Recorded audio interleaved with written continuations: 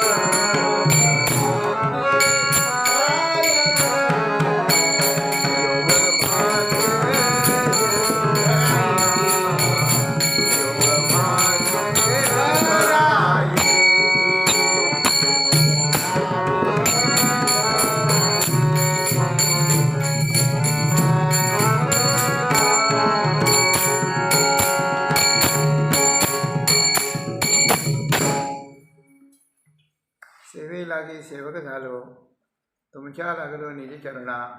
अहो स्वामी तुकया देवा, यावरी न करावा अभेर. सहज लिळे उदकी वया, तुम्ही रक्षिलिया निज सत्ते. अहो स्वामी तुकया देवा, यावरी न करावा अभेर. निळा म्हणे धराला हाती, तरी जालमती निरूपमा. अहो स्वामी तुकया देवा, यावरी न करावा अभेर. भावबळे विष्णुदास, भावबळे विष्णुदास नाही नाश पावत. योग भाग्ये घरा येती सर्व शक्ती चालत. योग भाग्ये घरा येती सर्व शक्ती चालत. पित्याचे जे काय धन, पित्याचे जे काय धन पुत्रा कोण वंचिल. योग भाग्येत घरा येती सर्व शक्ती चालत. तुका म्हणे कडे बैसो, तुका म्हणे कडे बैसो, तेणे असो निर्भर. योग भाग्ये घरा येती सर्व शक्ती चालत. जगद्गुरू संतश्रेष्ठ श्री तुकाराम महाराजांच्या अभंगगाथेतील क्रमानं आलेला 913 क्रमांकाचा अभंग असून तुकाराम महाराजांनी या विष्णुदासांचा अप्रतिम महिमा वर्णन केलेला आहे. भगवंताचे जे दास आहेत, भगवान विष्णूंचे दास आहेत, विष्णूंचे व्यापक असलेल्या परमेश्वराचे जे दास आहेत, सच्चिदानंद परमेश्वराचे दास आहेत, विश्वाचं भरण पोषण करणाऱ्या महाविष्णूंचे जे दास आहेत, त्यांचा महिमा वर्णन केला. एक गोष्ट आपल्या लक्षात आली पाहिजे, येईल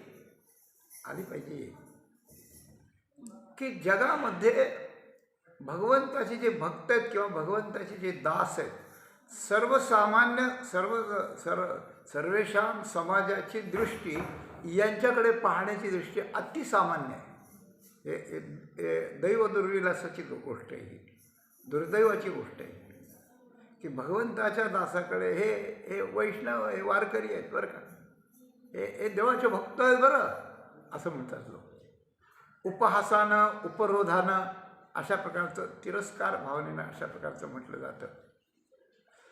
तर अशा प्रकारचा तिरस्कार ज्यांच्या मनात वैष्णवांच्या बद्दल असतो, त्यांच्या डोळ्यात झळझळीत अंजन घालण्याचं काम तुकाराम महाराजांनी अभंगात केलं आहे. हा गौण भाग आहे, हा भाग गौण आहे अगदी. ते काय मानतील न मानतील, विष्णुदासांचं काही बिघडत नाही, त्यानं त्यांचं बिघडतं आहे, अशी गोष्ट आहे. विष्णुदासांना तुम्ही बोलता, तिरस्कार करता, म्हणून तुकाराम महाराज हे बोलायला लागले तर तुम्हाला ते अंजन, असं नाही. तर आपली मोठी चूक होते आहे, आपण जीवनामध्ये अक्षम्य गुन्हा आणि अक्षम्य प्रमाद करीत आहोत.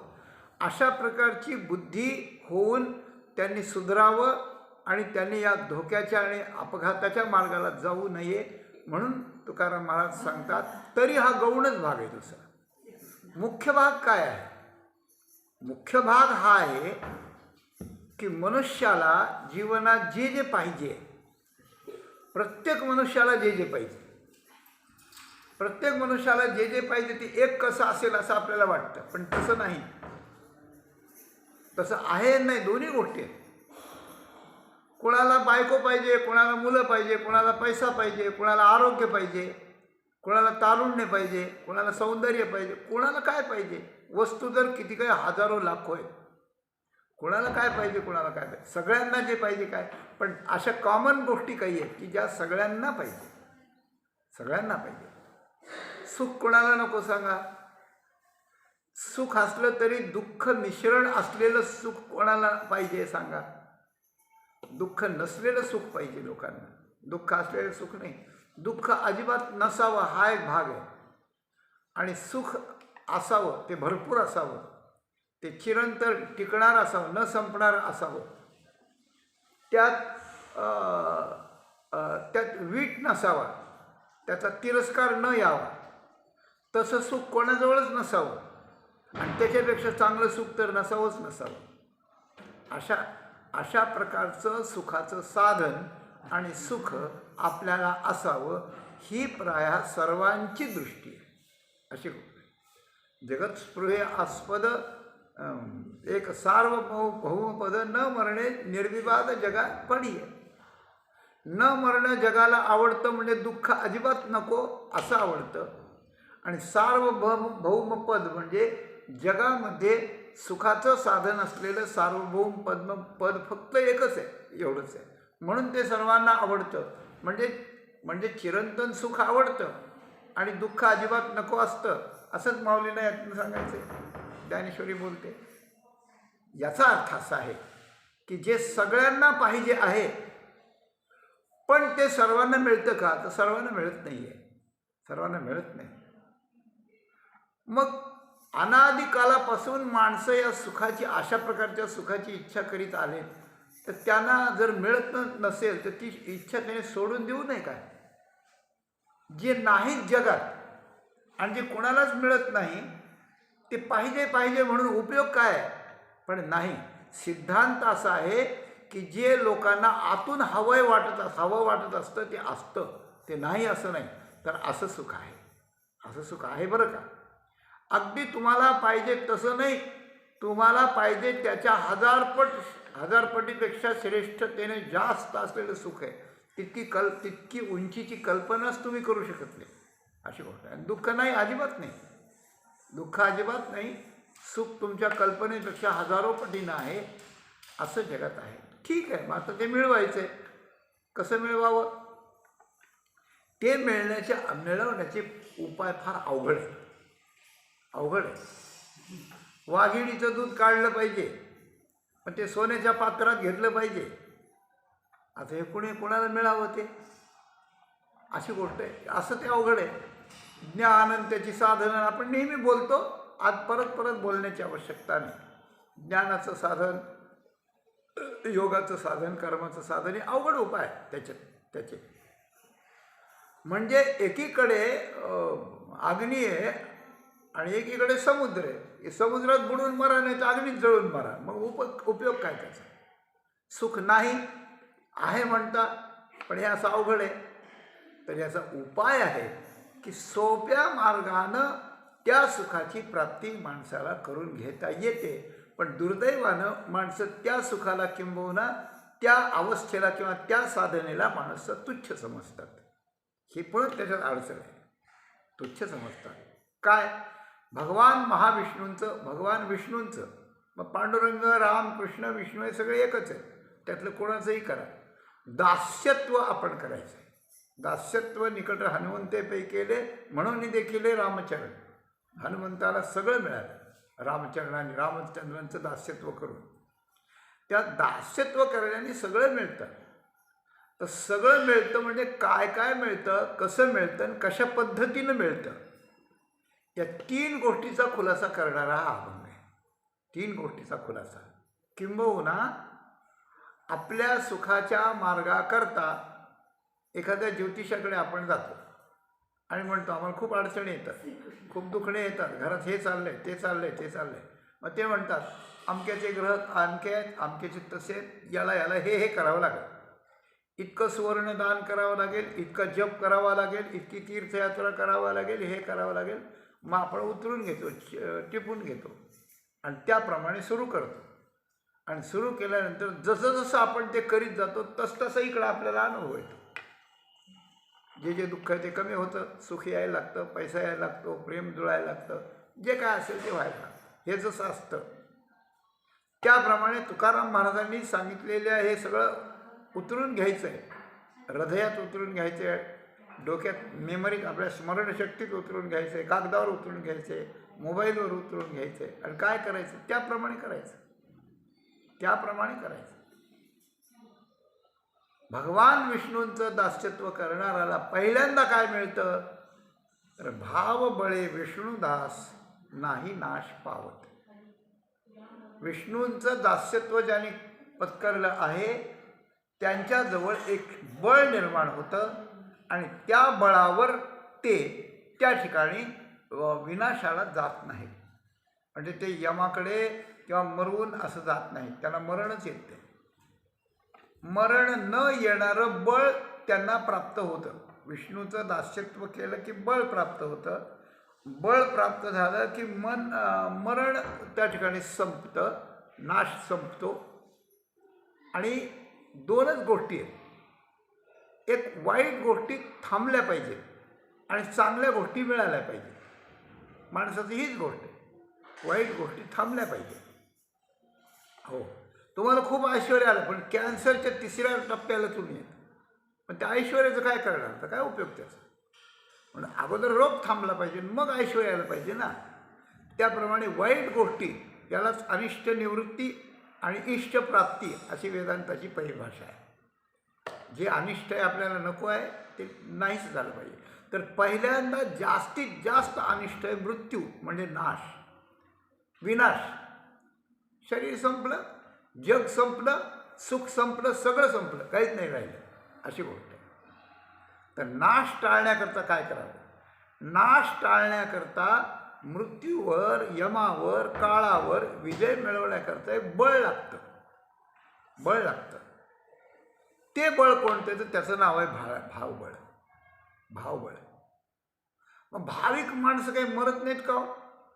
का जिवंतच राहतात, हजारो वर्ष टिकलेत का कुठे कुठं? भाविकही गेलेत, अभाविकही गेलेत, सगळेच गेलेत. अभाविक लोक त्या भाविकांना म्हणतात, तुम्ही एवढे भावनेने हे करता ते करता, तुम्हालाच वर स्थान, आम्ही काय खालीच राहू काय, सगळे वरच जायचे, असं म्हणतात लोक. बेछूटपणे म्हणतात, बेजबाबदारपणानं म्हणतात, अशी गोष्ट आहे. तर संगती अशी लावावी लागते की भावबळ यमावर नाही चालवावं लागत.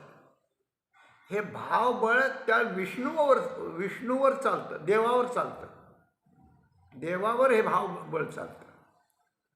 कसं आहे की एक विष्णुदास आपल्याला काय काय करा ते सांगतात, बरं का, काय काय करा ते सांगतात. संतचरणी भावधरा, क्षणक्षणा नामस्मरा, मुक्ती सायुज्यता वरा, हेच करा बापानं, विष्णुदास नाम विनवी नामा, भुलो नका भवकामा, अंतरी धरा निजप्रेमा, न चुका नेवा हरिभक्ती. त्याच्या पूर्वी आहे, अजून कुठे आहे, सगळीकडे आहे, पण एवढं आपलं उदाहरणाकरता घेतलं. 6 प्रकार सांगितलेत नामदेव महाराज. आणि नामदेव महाराज विष्णुदास आहेत. ते स्वतःला विष्णुदास म्हणून घेतात. आणि त्याच नामदेव महाराजांचा अवतार आहे, आपण जन्माच्या कथेमध्ये पाहिला, त्याच नामदेव महाराजांचा अवतार तुकाराम महाराजांचा आहे. म्हणजे हे एक विष्णुदास आहेत, तेच विष्णुदास आहेत. आणि पांडुरंग आणि विष्णू हे 2 नाही आहेत, म्हणून पांडुरंगाचे दास म्हणजेच विष्णूचे दास, ही पक्की गोष्ट आहे. तर ते काय म्हणतात? पहिल्यांदाच संतचरणी भावधरा. हे भावबळ कसं येतं? भावबळ कसं येतं? मागच्याच अभंगात झालं ना, देवापायी नाही भाव. म्हणजे देवाच्या पायावर भाव असला पाहिजे आणि संतांच्या चरणावर भाव असला पाहिजे, नामाच्या साधनेवर भाव असला पाहिजे, शास्त्राच्या विधानावर, उपदेशावर भाव असला पाहिजे. ही गोष्ट आहे 4 ठिकाणी. तर देवाच्या असला पाहिजे, तसं संतांच्याही असला पाहिजे. म्हणजे संतांनी सांगितलेलं पटतं, मग देवाची भक्ती होते, मग देवावर भाव राहतो, मग देव भावबळानं आकळतो. भावबळे आकळे एरवी नाकळे. आणि भावबळानं देव आकळल्यावर काळ आपोआपच गुलाम होऊन सलाम करतो. इतकी साखळी, ती संगती गोल अशी. म्हणून संतचरणी भावधरा पहिल्यांदा उपदेश 6 प्रकारचा. संतचरणी भावधरा. अजून काय? क्षणक्षणा नामस्मरा. सतत स्मरा सतत स्मरा, रात्रंदिवस स्मरा, जागृती स्वप्नी सुषुप्ती स्मरा, पण पहिल्यांदा क्षणक्षणा स्मरा. मग त्याची प्रगती होईल, हे सगळं होईल, जागृती स्वप्नी वगैरे.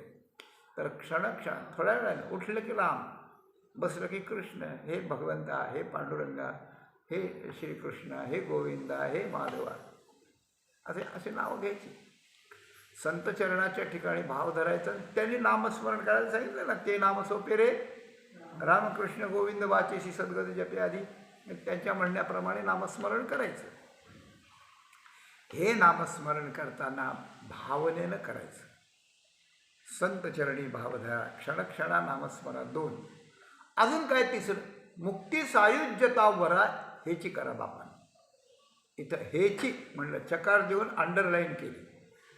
मुक्ती सायुज्यता वरा म्हणजे काय? सायुज्य मुक्तीला प्राप्त करून घ्या.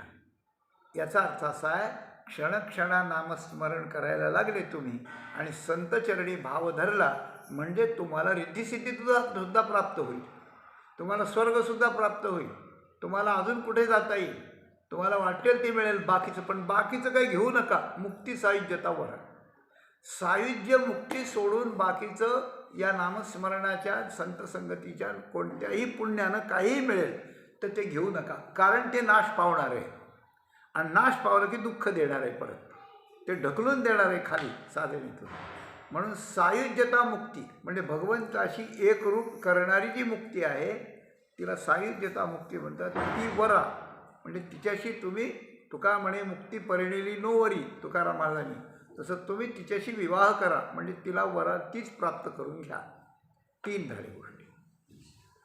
हे कुणी सांगितलं? विष्णुदास विनवी नामा. एका विष्णुदासाने सांगितलं.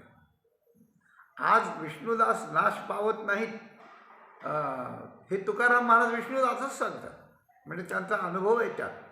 तर विष्णुदास विनवी नामा, तर भुलो नका भवकामा. इथं पहिल्या चरणात पहिले 3 प्रकार सायुज्यतीय मुक्तीपर्यंत साधनेचे सांगितले. क्षणक्षणा नामस्मरण संत चरणी भावधरा मुक्ती सायुज्यता वरा. आणि त्यात धोका काय ते सांगितलं. काय? भुलो नका विष्णुदास विनवी नामा, भुलो नका भवकामा. भव म्हणजे जन्ममरण, भूभव होणे, जन्ममरण. आणि जन्ममरणाला जी कामना प्रसवते, बरं का, भवकाम, काम म्हणजे इच्छा, जी ज्या ज्या पदार्थाची इच्छा घेतल्यानं भव म्हणजे जन्ममरण वाढत असतं त्याची इच्छा करू नका. म्हणून भुलो नका भवकामा. माया विघ्ने भ्रमला करे म्हणता मी माझेनी घरे, तो संपत्तीचे वरे साचुकारे जाई. संपत्तीला जर माणूस भुलला, संपत्ती करता जर प्रयत्न करू लागला, स्त्री भोगा करता पुरुष भोगा करता जर प्रयत्न करू लागला, जर मनुष्य लोकांतराकडे जायला, स्वर्गात जायला जर प्रयत्न करू लागला, तर त्या ठिकाणी ते भवकामाला भुलल्यासारखं आहे. म्हणजे या कामनेतून पुन्हा जन्ममरणच येतं, पुन्हा नरक यातना येतात, पुन्हा काय काय सगळं त्या ठिकाणी येतं. म्हणून भवकामाला म्हणजे जन्ममरण जेणे प्राप्त होईल अशा प्रकारच्या सगळ्या इच्छांना तुम्ही भुलो नका, त्या मार्गाला जाऊ नका. भुलो नका भवकामा. 4 झाले. अजून काय? भुलो नका भवकामा. अंतरी धरा निज प्रेम. भक्ती वरवर करू नका. भक्ती वरी वाव, काल आपण पाहिलं. भक्ती वरवरची करू नका. तर अंतरी धरा निज प्रेम. अंतःकरणामध्ये स्वतःच्या कल्याणासाठी आपल्याच आत्म्यावर प्रेम करा, म्हणजे परमात्म्यावर प्रेम करा. हृदयात असलेल्या परमात्म्यावर प्रेम करा असं. आणि अंतरी धरा निज प्रेमा. आणि सगळ्याचा शेवट न चुका नेवा हरिभक्ती. भगवंताच्या भक्तीची साधना लावून घ्या आपल्या जीवनात. 2 तास 4 तास 5 तास की भक्ती करता मी हे करणार आहे, मानसपूजा करणार आहे, भगवंताचं ध्यान निवांत बसून करणार आहे, इतकं भरपूर नामस्मरण करणार आहे, अमुक ग्रंथांची सेवा करणार आहे, अमुक रुग्णांची सेवा करणार आहे, अमुक विद्यार्थ्यांची सेवा करणार आहे, त्यांना शिकवणार आहे, काही असं जे असेल ते. तर अशा हरिभक्तीच्या नियमाला चुकू नका. हरिभक्तीचा नियम भवकामाला न भुलणे, अंतरात निजप्रेम धारण करणे, मुक्ती सायुज्यतेशिवाय कशाचाही स्वीकार न करणे, संतचरणी भाव धरणे आणि क्षणक्षणा नामस्मरणे. हे 6 प्रकार जीवनात सतत शांतपणे जर करीत राहिलं तर कुठं जायची गरज नाही, काही करायची गरज नाही, तीर्थयात्रेला जायची गरज नाही, काही नाही. या 6 गोष्टी करा. ह्याची करा बापानं. तर या 6 गोष्टी म्हणजे भगवान विष्णूंचं दास्य आहे. आणि यामुळे काय वाढतं? आपल्याजवळ काय येतं? तर आपल्याजवळ भावना वाढते. तुम्ही म्हणाले यांनी पुण्य वाढतं, वाढू द्या. त्या पुण्याचं काही घ्यायचंच नाही, ते पुण्य देवाला समर्पण करायचं. त्यामुळे काय होतं? समाधान होतं, शांती वाढते. ती शांती पण भगवंताला समर्पण करायची. त्यामुळं काय होतं, लोक मानायला लागतात. लोकांचं मानणं पण भगवंताला समर्पण करायचं. त्यामुळं काय होतं, पैसे प्रतिष्ठा मिळतात, तेही भगवंताला समर्पण करायचं. त्याच्यातून त्याच्याच सेवेचे प्रकल्प उभे करायचे. आपल्याकडे स्वतःकडे काहीच घ्यायचं नाही. आपल्याकडं घ्यायचं फक्त की माझी भावना वृद्धिंगत झाली पाहिजे. मीराबाईची काय भावना आहे, तुकाराम महाराजांची काय भावना आहे, हां अशी तुलसीदासजींची काय भावना आहे, कबीर महाराजांची काय भावना आहे. एक एक त्यांचे दोहे, त्यांचं त्या ठिकाणी ते वाङ्मय जर त्या ठिकाणी पाहिलं तर गोपींची काय भावना आहे अशी गोष्ट आहे. आपण म्हणतो आम्हाला नाही भावना, का नाही, येईल ना, पण भावनेकरताच सगळं करायचं. तुझ्या चरणी माझा भाव राहू दे, माझी भावना तुझ्या चरणी पक्की राहू दे, याच्याकरताच त्याची सेवा करायची. बाकीची सगळी कायेनं वाचेनं मनानं, मग भावना वाढत जाते. आणि भावना वाढली की त्या भावनेचं बळ येतं. आणि त्या भावनेनं भगवंताला म्हणलं इथं बसतं, इथंच बसतं. आणि उठ म्हणलं तर उठतो, नाही तर उठतच नाही, उठतच नाही. भावनेनं सेवा करणाऱ्या पुंडलिकाकडे आले आणि वीट फेकली म्हणजे इथंच उभं राहता. आता दृष्टीपुढे ऐसा चितूर आहे जो मी मला बघायला तो उभं राहा. असं कोणाला नाही जमलं, असं कोणाला नाही जमलं. जिकडं तिकडं भगवान आले गेले, आले गेले, अवतार घेतले, संपले. पण इथं येऊन जे ठाण मांडलंय ना ते तसंच मांडलंय, दुसरं ते उठवलंच नाही. म्हणजे भावबळे आकळे एरवी नाकळे, कळकळतळी आवळे तैसा हरी, अशी गोष्ट आहे. हातावर आवळा जसा स्पष्ट असतो तसा स्पष्ट हरी होतो, मग भावबळाने आकळतो. तर भावबळे विष्णुदास. मग काय होतं, तर भावबळे आकळतो आणि विष्णुदास विष्णू स्वरूपच होतात. त्यामुळे विष्णूला जर मरण असलं तर याला मरण येईल. आता त्यालाच मरण नाही तर याला कुठून येईल, म्हणून मरण येणार नाही. म्हणून भावबळे विष्णुदास नाही नाश पावत. पहिल्यांदा एक गोष्ट होते की मनुष्य अविनाश अवस्थेला प्राप्त होतं, अविनाश अवस्थेला प्राप्त होतं. ही गोष्ट दुसऱ्या कशानंच होत नाही. ज्ञानानं होते, पण त्याच्याकरता वैराग्य लागतं, शमदम लागतात, ते कुठेच आपल्याजवळ ते येत नाही. भावना येऊ शकते, हां भावना येऊ शकते. आणि ही भावना अशी जर आली तर त्या भावबळानं देव अंकित होतो. आणि देव अंकित झाल्यामुळे आपल्याला मृत्यू आणणारा जो काळ आहे तो काळ आपल्याजवळ उभाच राहू शकत नाही, अशी गोष्ट आहे. म्हणून भावनेच्या बळाची साधना ती विष्णू दास्यत्वानं असल्यामुळे भगवान विष्णू आणि काळ यांचा संबंध आणि काळाचा आपला संबंध न येणं म्हणजे नाश न पावणं असा कार्यकारण संबंधाची साखळी आहे. हो, मग आता प्रश्न आला, भावबळे विष्णुदास नाही नाश पावत म्हणजे आता जगणं झालं, आता नाश नाही होणार, ठीक आहे.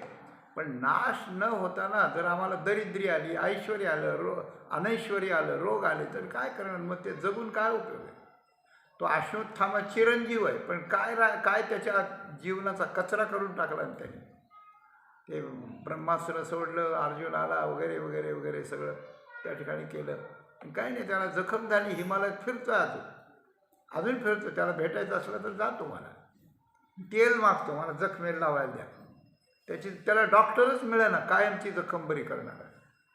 उपयोग काय त्या जगण्याचा. आपण जगणं मागतो, तो मरणं मागतोय की मला नको हे जीवन, आता मेलेलं बरं देवा. आणि आपल्याकडं काही म्हातारे असतात असे की देवा मला घेऊन जा, देवा मला घेऊन जा. आणि घेऊन जायला लागल्यानंतर डॉक्टर मला वाचवा. आता देव घेऊन जायला लागल्यावर डॉक्टर वाचविल का. विनोदाचा भाग नाही आहे हा गांभीर्याचा भाग आहे. परंतु अविनाश स्थिती प्राप्त झाल्यानंतर त्या स्थितीत आपल्याला संपन्न करता काय काय येतं त्याचं वर्णन महाराज दुसऱ्या चरणात करतात.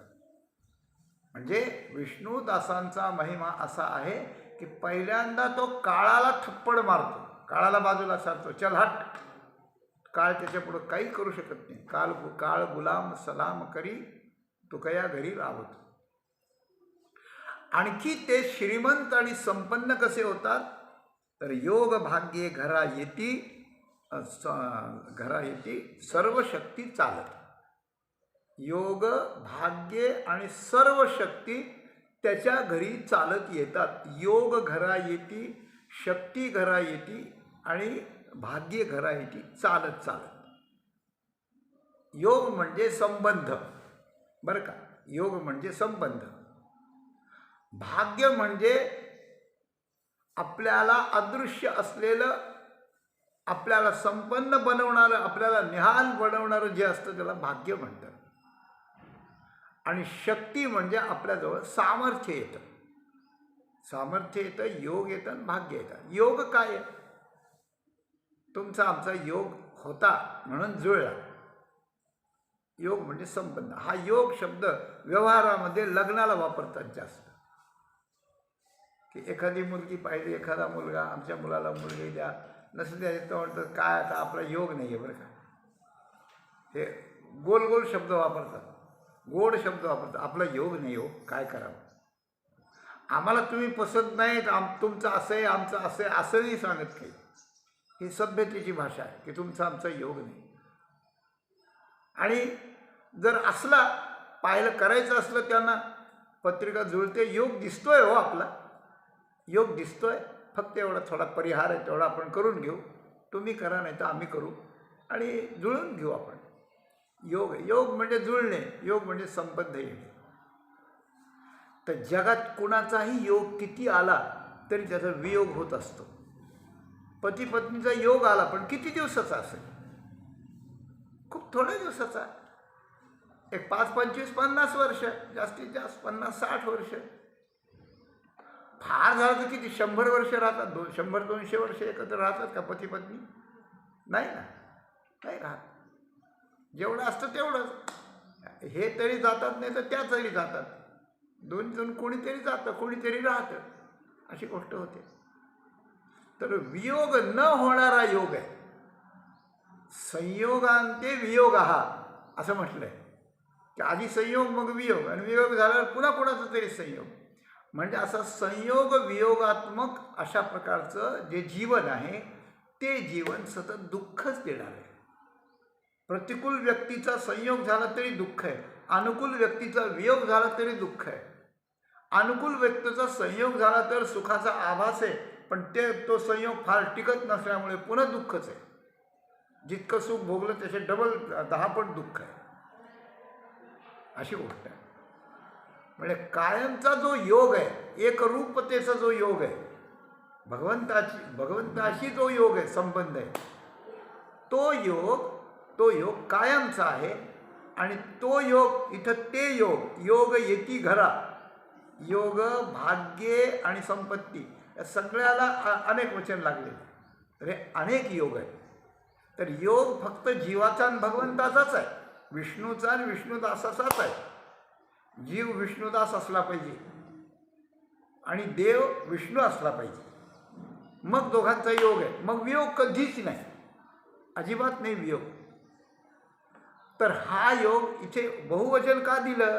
तर बहुवचन दिलं का हा ज्या ज्या निमित्तानं येतो त्या निमित्ताला योग म्हणण्याची पद्धत आहे. तुम्ही भक्ती करू लागलात तर भक्तियोग होईल. तुम्ही कर्म करून देवाला समर्पण करू लागलात तर कर्मयोग होईल. तुम्ही यमनियम, आसन, प्राणायाम, प्रत्याहार, धारणा, ध्यान, समाधी हा अष्टांग योग करायला लागले, आसन घालून, वज्रासन घालून, त्या योगानं त्या संबंध येईल. आणि तुम्ही विवेक वैराग्य करून ज्ञानाच्या बाबतीत गेले तर ज्ञानयोग होईल. आणि हे सगळेचे सगळे योग आपल्याला एरवी साधत नाही. भावबळ नसलं आणि भगवान अनुकूल नसले, विष्णू अनुकूल नसले आणि भावबळ नसलं तर बाकीचे योग अवघड होतात. पण आपण जर भक्तियोगानं भावना योग जर धरला, भावनेनं जर भगवंताला आपण आपलंसं केलं तर त्या भावबळाने भगवान जेव्हा आपलासा होतो त्यावेळेला हे सगळे योग, ज्ञानयोग, कर्मयोग, अष्टांगयोग, हे सगळे योग सोपे होऊन आपल्याकडे चालत येतात. इथं सर्व शक्ती चालत लिहिलं, ते चालत लिहिलं आहे महाराजांनी.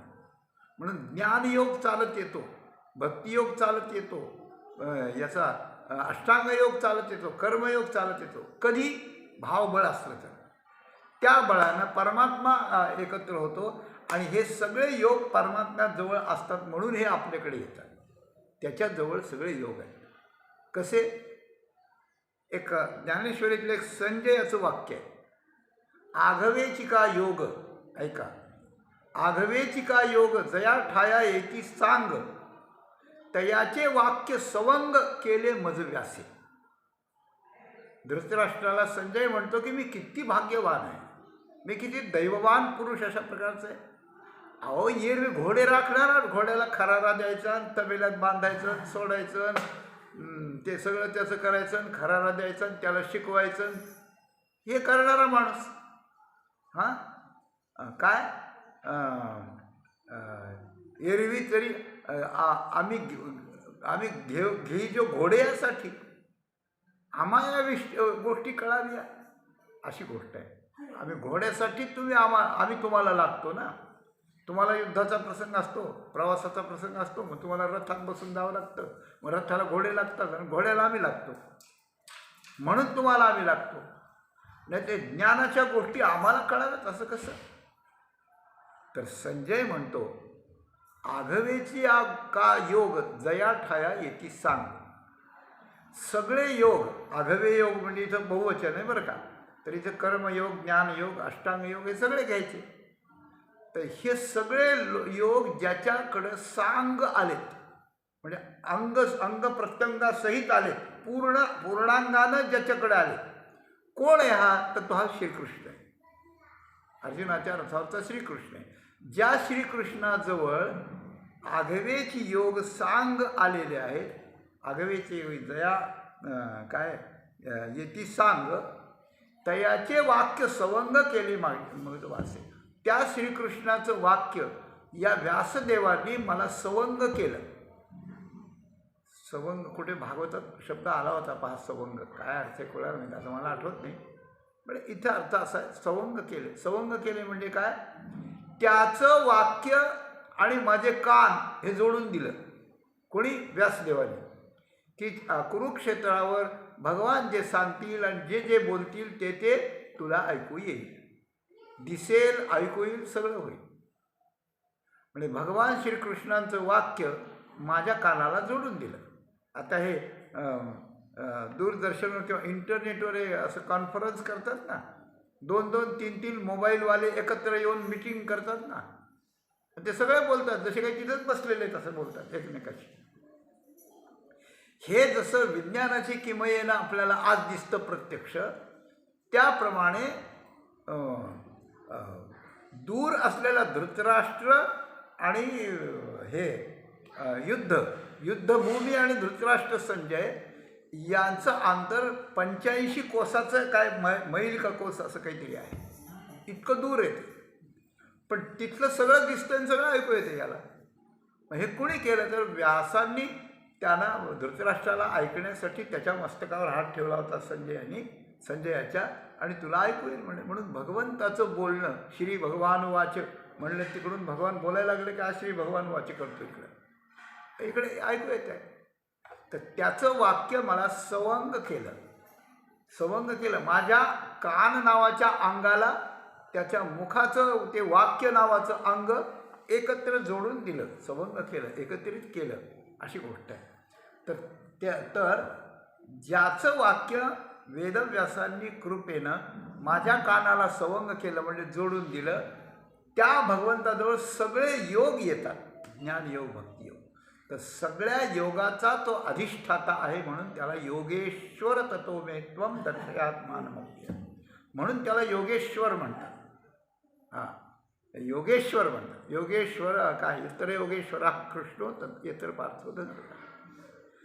2-3 वेळेला योगेश्वर शब्द ज्ञानेश्वरी आपलं भगवद्गीतेत आलेला आहे, अशी गोष्ट आहे. ज्ञानेश्वरी ते अनेक वेळा असो, तेव्हा योगेश्वर याला म्हणतात, म्हणजे सगळे योग याच्या अधीन आहे, अशी गोष्ट आहे, अधीन आहे. त्याची भक्ती न करता जीवाला आपल्या मतानं आपल्या शक्तीनं त्या योगाला आपणायचं म्हटल्यानंतर त्याला कठीण आहे. पण भगवंताजवळ विद्यमान आहे ते सगळे ज्ञान त्याला वाटलं की आत्ता देतो ना, तो योग प्रक्रिया आत्ता देऊन टाकतो, त्याला वाटलं पाहिजे फक्त. म्हणून अभिज्ञ स्वराट म्हणलं भागवतांनी पहिल्या मंत्रात, असं म्हणून त्याला योगेश्वर म्हणतात. आणि त्याच्याजवळ सगळे योग आहेत. त्याची भक्ती सोडून त्या योगाच्या मार्गाने जायचं म्हटलं तरी ते अवघड आहेत, ते सोपे नाही आहेत.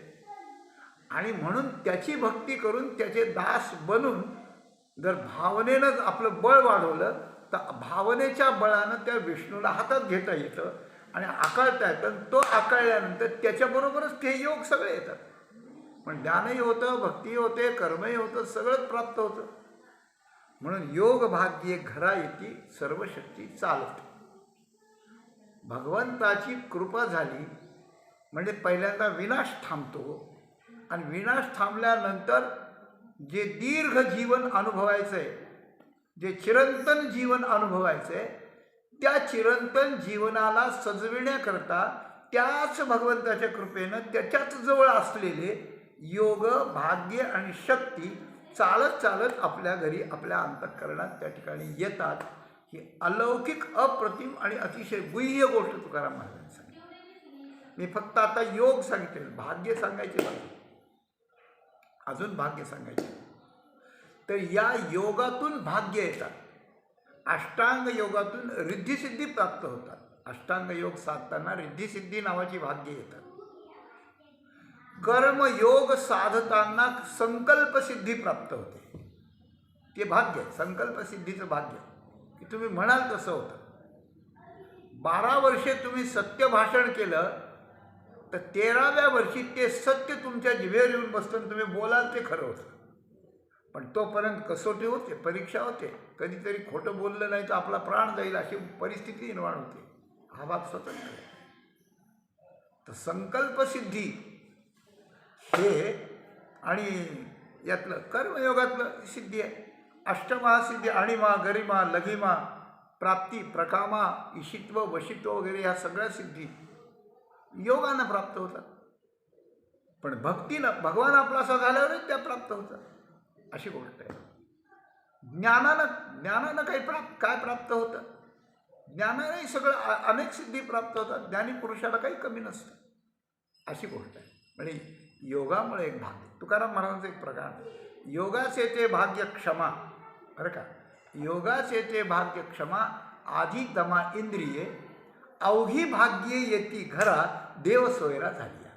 ते चरण इथं आहे. हां, घरा जे चालत येते ना, भाग्ये, योग आणि शक्ती सगळ्या. तर देव सोयरा झाली, अवघी भाग्ये घरा येती आणि येती घरा येती चालत. अगदी 2 प्रमाणाबरोबर जुळले. तर याच्या आधी काय, फार मार्मिक गोष्ट आहे. योगाचे ते भाग्य क्षमा. आता असं आहे, योग जर पूर्ण करायचा असेल तर त्याच्या आधी रिद्धिसिद्धी हे आपण म्हणलं होतं की भाग्य येतं. तर ज्याला रिद्धिसिद्धी नाही त्याच्या दृष्टीने रिद्धिसिद्धी हे भाग्य आहे. पण योग ज्याच्याकरता करायचा त्याच्या दृष्टीने रिद्धिसिद्धी हे विघ्न आहे. लक्षात आलं का? ज्याला रिद्धिसिद्धी नाही आणि रिद्धिसिद्धी मिळवायच्या त्यांना रिद्धिसिद्धी योग करताना मिळाले तर ते भाग्य आहे. पण योग ज्या कारणाकरता करायचा आहे, भगवंताच्या प्राप्तीकरता, भगवंताला जोडण्याकरता, त्या दृष्टीने पाहिलं तर रिद्धिसिद्धी येतात. त्या जर वापरल्या तर ते अंतर टळतं, ते मिळत नाही पुढचं, म्हणजे त्याला ते विघ्न. 2 जण भाऊ होते आणि एक भाऊ साधू होता, ज्ञानी भक्त, भगवंताचा भक्त होता, चांगला होता.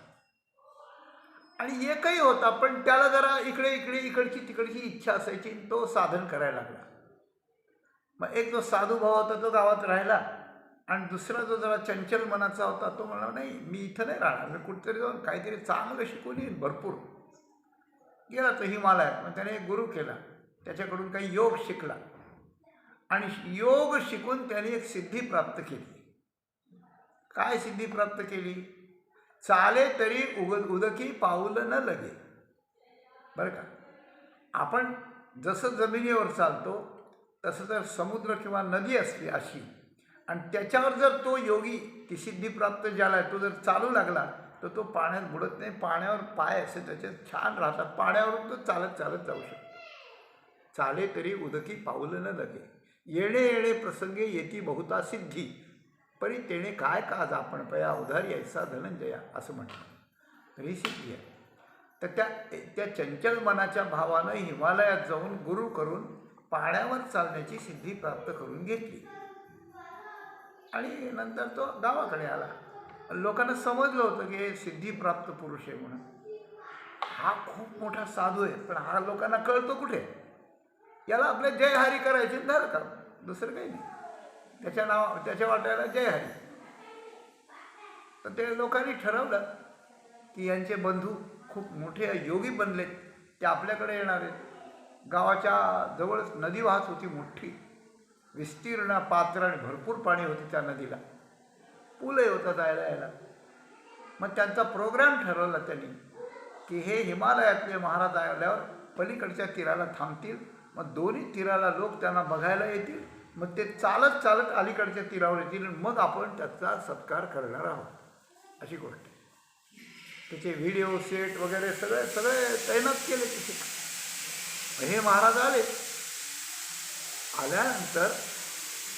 आल्यानंतर तिथे थांबले, जय जयकार केला दोन्हीकडे आणि ते त्या पाण्यावरून चालायला लागले. 1 पाऊल 2 पाऊल 3 पाऊल शांतपणे चालत होते. अगदी हत्ती जसा चालतो तसा डोलत डोलत चालत होते आणि लोक जय जयकार करून टाळ्याचा गजर करीत होते दोन्हीकडे. त्यांची छाती फुगून आली होती. ते आले अलीकडच्या तीराला. मग लोकांनी त्यांचा सत्कार केला.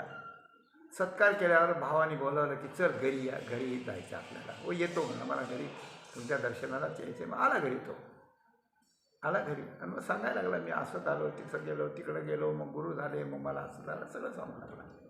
लोकांनी जय जयकार केला वगैरे. हा मी होतोच म्हणले जय जयकाराला.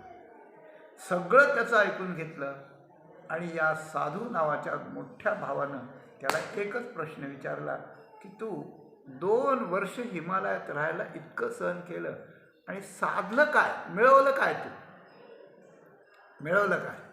तो म्हणला अरे तुझ्या देखतनी पाण्यावरून चालत आलं, काय मिळवलं मला विचारतोस परत?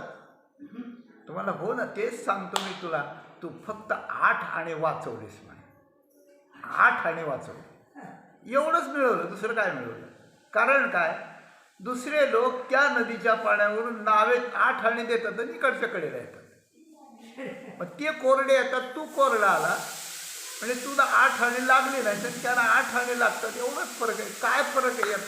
यात काही तुझा उद्धार झाला का, यात काही तुझं मरण टळलं का, यात काही तुला देव प्राप्त झाला, काय झालं सांग ना तू. अरे रिद्धी सिद्धी या मनुष्याला बहकवणाऱ्या आहेत अशा प्रकारे. रिद्धी सिद्धी निधी अवघीच उपाधी जव त्या परमानंदी मन नाही, अशी गोष्ट आहे. गोष्ट संपली. गोष्ट इतकीच आहे की भाग्ये रिद्धिसिद्धीची भाग्य नाही, ती द्वंद्वे, रिद्धिसिद्धीची द्वंद्वे पडून ठाकी. म्हणजे योगाच्या दृष्टीनं हे काय आहे तर विघ्न आहे. म्हणून साधकाने रिद्धिसिद्धीच्या मागे कधीच लागायचं. एखादी रिद्धिसिद्धी जरी आली तरी ती वापरायची नाही आहे. लक्षात ठेवा, वापरायची नाही.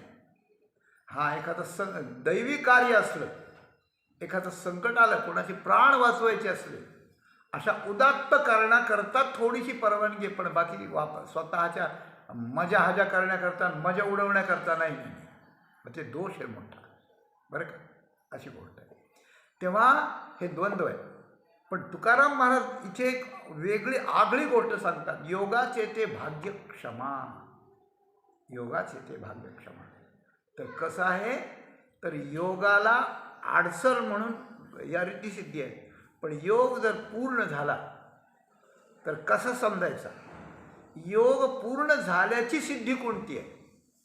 की जो योग पूर्ण झाल्यामुळे आपल्याला परमात्मा मिळाला, जो योग पूर्ण झाल्यामुळे आपल्याला सद्गुण प्राप्त झाले, शांती प्राप्त झाली, असं कोणतं आहे तर योगाचं भाग्य क्षमा आहे.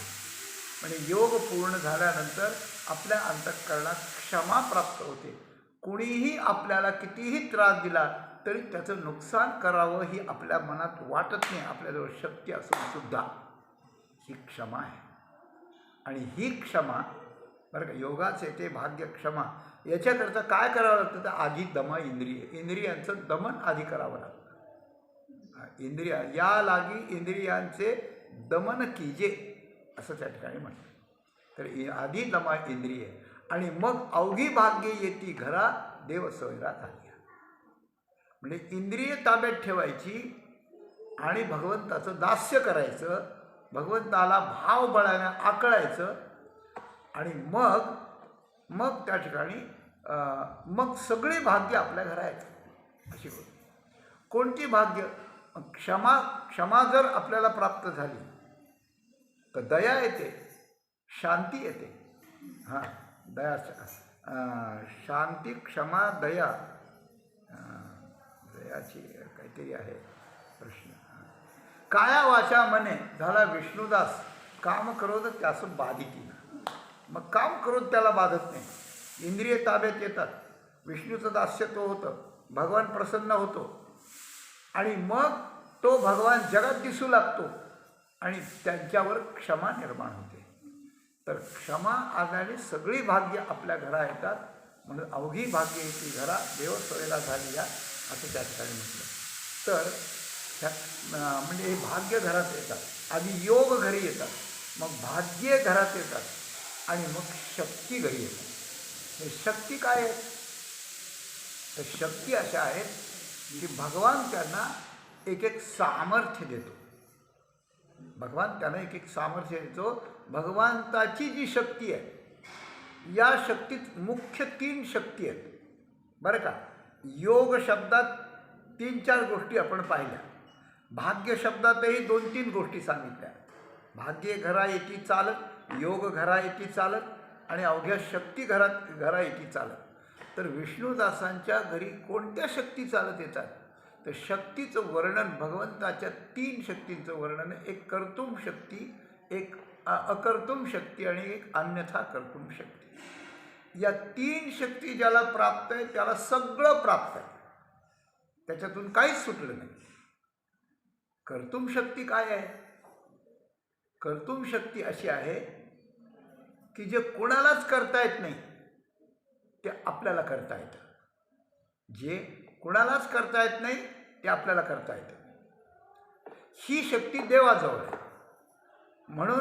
म्हणून देवाचं वर्णन आहे, करशील तरी नव्हे काही, काय न करी विश्वंभर. मागच्या अभंगाचा शेवट आहे, काय न करी विश्वंभर. विश्वंभर काय करणार नाही, सगळं करता येतं त्याला. म्हणजे कर्तुम शक्ती आहे. आणि ती शक्ती विष्णुदासात येते. विष्णुदासात येते काय? ज्ञानेश्वर माऊलींनी रेडा बोलावला. रेडा बोलावता येतो का कोणाला? नाही बोलावता येत महाराज. आणि रेड्याच्या मुखातून काही सिनेमाचं गाणं नाही म्हणवलं, वेद बोलावलं. ही कर्तुम शक्ती आहे, वेद बोलावलं अशी गोष्ट. तर गंमत अशी आहे की रेड्या मुखे वेद बोलविला, गर्वबीजांचा हरविला, शांती रूप प्रगटला ज्ञान बोलावले. तर योगानं शांती क्षमयानं आलेल्या आहेत, म्हणजे भाग्य आलेले आहेत, योग आलेले आहेत आणि या शक्ती पण आल्या अशी गोष्ट आहे. तर त्याला कर्तुम शक्ती अशा प्रकारचं म्हणतात. अकर्तुम शक्ती काय? अकर्तुम शक्ती ही अशी आहे की जे कोणाला टाळता येत नाही ते त्या ठिकाणी टाळायचं. जे कोणाला टाळता येत नाही, मृत्यू टाळता येत नाही, धातयाही पाया पडता, नुठी गतायू पंडसुता. ज्ञानेश्वर माऊलींनी सच्चिदानंद बाबांचं प्रेत चाललं होतं आणि त्यांची पत्नी यांच्या पाया पडायला आली की साधू आलात तुम्ही, मी आता सती चालली आहे माझ्या पतीबरोबर, तुमचं दर्शन व्हावं म्हणून ते तिच्या मागे आले आणि सच्चिदानंद बाबाचं ते ताटकं सोडायला लावलं. त्यांना उठवलं की तुम्ही सच्चिदानंद आहात म्हणून मेले कसे? उठा, तुम्ही मेलेले नाही आहेत. त्यांना उठवलं. जे मरण कुणाला टाळता येत नाही ते टाळून जिवंत उठवणं ही अकर्तुम शक्ती अशा प्रकारची आहे. अकर्तुम शक्ती आहे.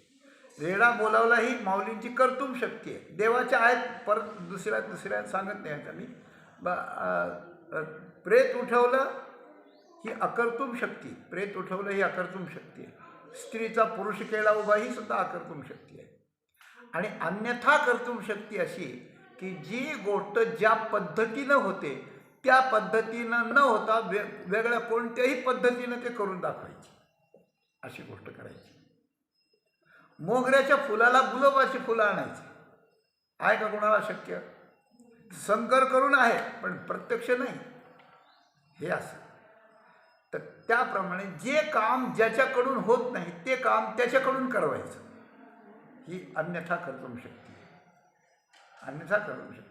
आपल्याला जर प्रवास करायचा असला तर आपल्याला काय आहे, आत्ताच्या याच्या वेळेला विमान आहे, जहाज आहे, विमान आहे, जहाज आहे, मोटार गाडी आहे, रेल्वे आहे, सगळे वाहन आहेत, गाडी आहे. मला लोक विचारलं एक जणाने की तुम्ही कशावर बसलात. मी त्यावेळेला सांगितलं, आत्ताचं नाही, त्यावेळेला सांगितलं आहे की मी फक्त गाढवावर बसलो नाही आणि विमानात बसलो नाही, बाकी मधल्या सगळ्या वाहनात बसलो. घोडा असेल, गाडी असेल, कार असेल, मोटरसायकल असेल, रिक्षा असेल, सगळं.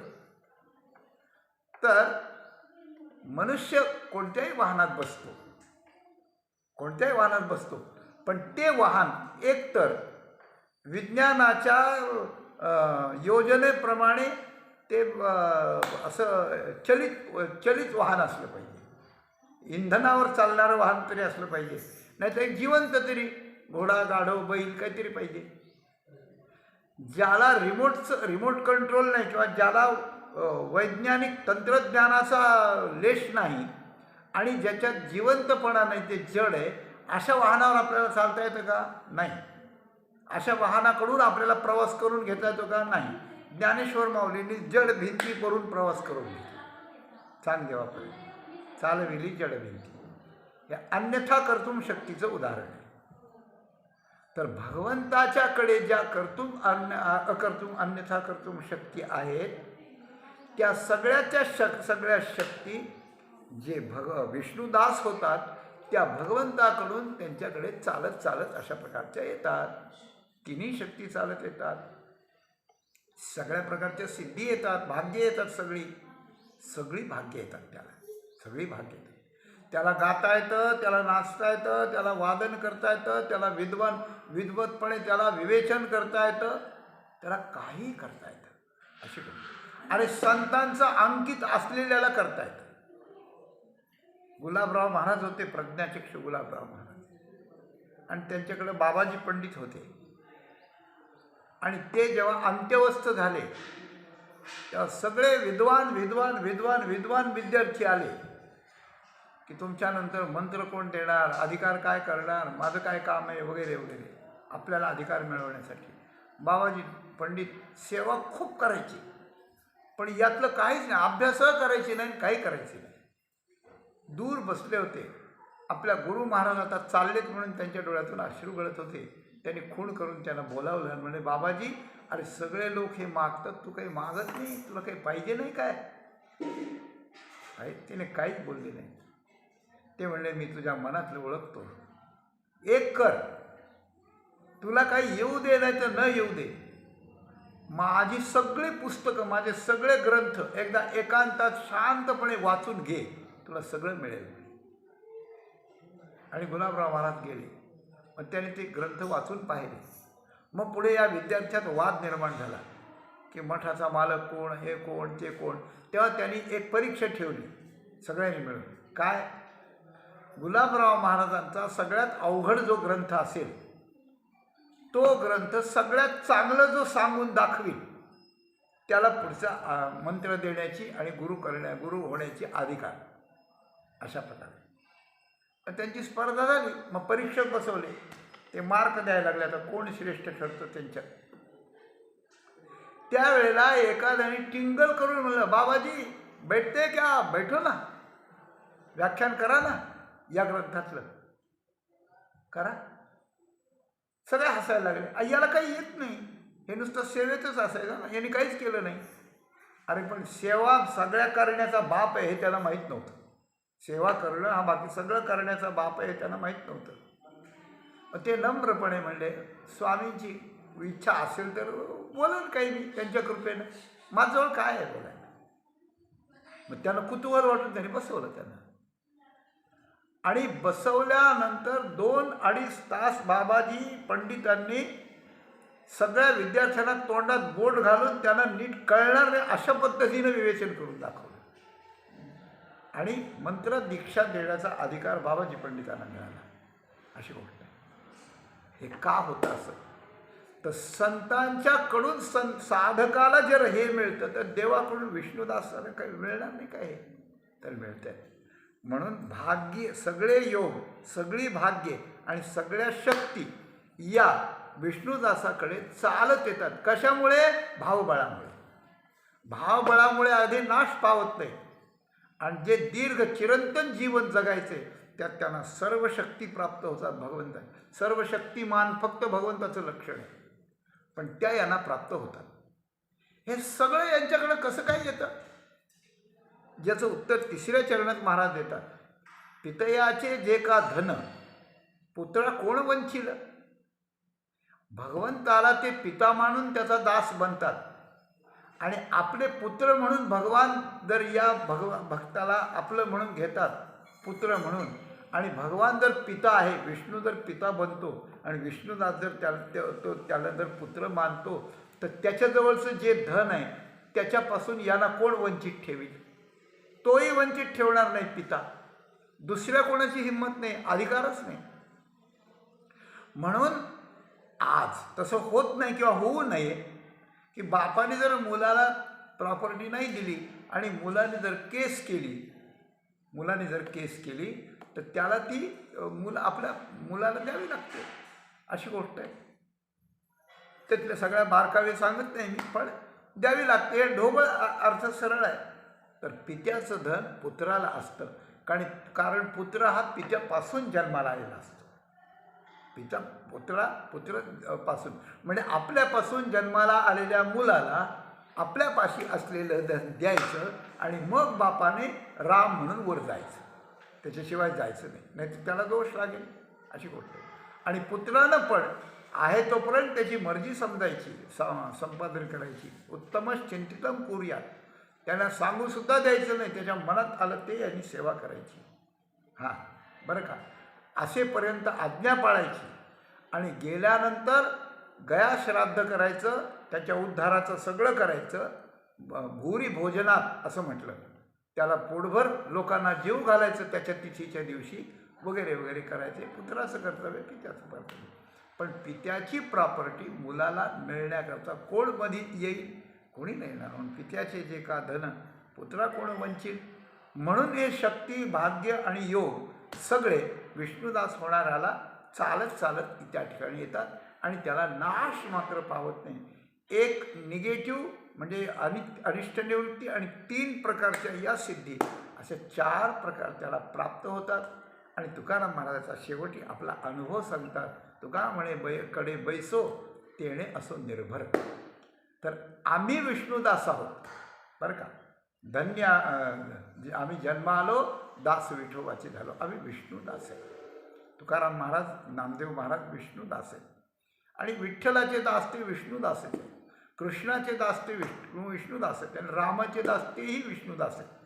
कारण ते सगळे विष्णूचेच अवतार आहेत सगळे असल्यामुळे ते दास आहेत. तर आम्ही विष्णुदास असे आहोत.